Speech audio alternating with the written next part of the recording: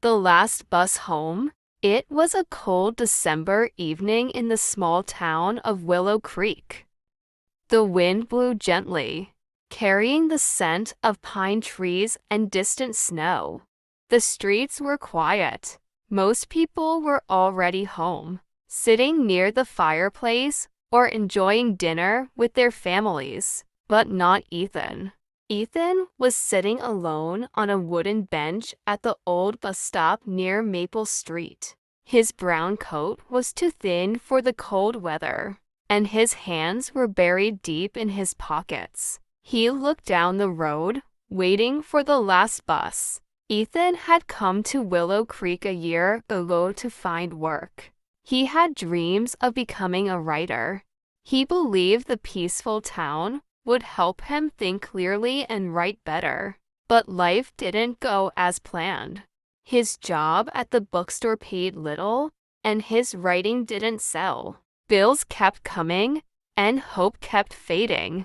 Now, with only a small suitcase and a few dollars in his wallet, Ethan had decided to return to his hometown. He felt like a failure, but he knew he had no choice.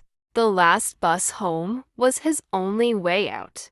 As he waited, an old man appeared and sat beside him.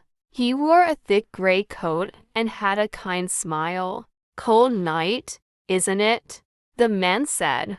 Ethan nodded. "Yes." "Very cold. Waiting for the last bus." "Yeah."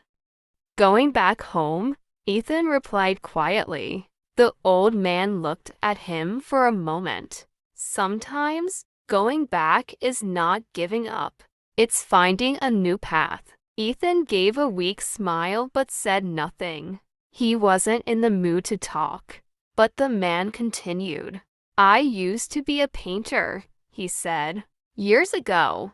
I came here just like you. Thought I'd find inspiration. Instead, I found disappointment. Sold only one painting in 2 years." Ethan turned to him, now curious. "So, what did you do?" "I stayed," the man said. "I worked in a cafe to pay rent. I painted at night. And one day, someone saw my painting and gave me a chance. That one moment changed everything." Ethan was silent. The wind picked up again, and snowflakes began to fall slowly from the dark sky. The old man stood up. "Don't be too hard on yourself, young man. Sometimes, success is just one more day away." He smiled and walked away into the darkness. Ethan watched him go. Something about the man's story stayed with him. Was he giving up too early? Could he stay just a little longer and try again? The sound of the bus approaching broke his thoughts. It stopped in front of him, its headlights bright against the snow. The driver opened the door and looked at him. "Last bus. You coming?" Ethan looked at the bus, then at the town behind him. His heart was confused. He stepped forward, but stopped just before getting in, actually. "No," he said. The driver raised an eyebrow. "You sure?"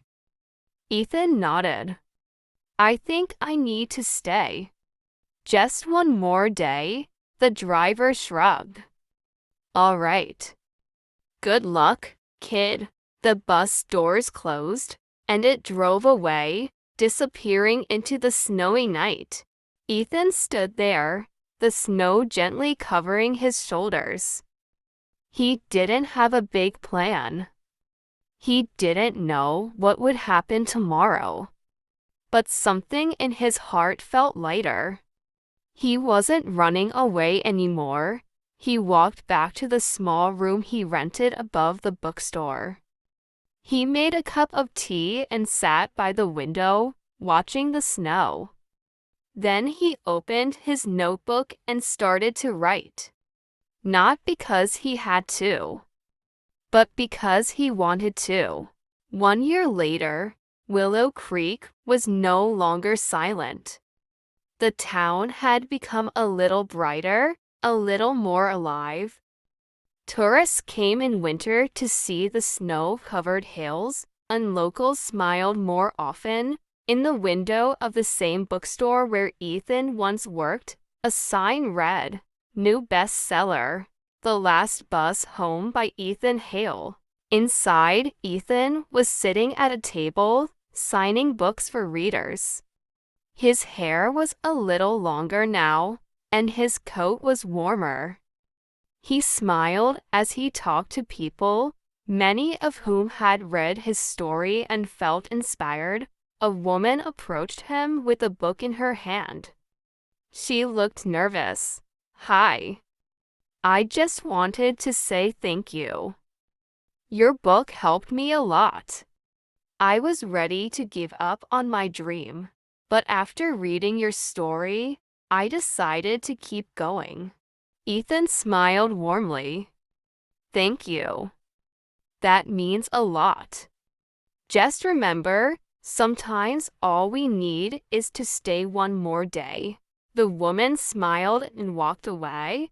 As Ethan looked out the window, he saw an old man walking down the street in a thick gray coat.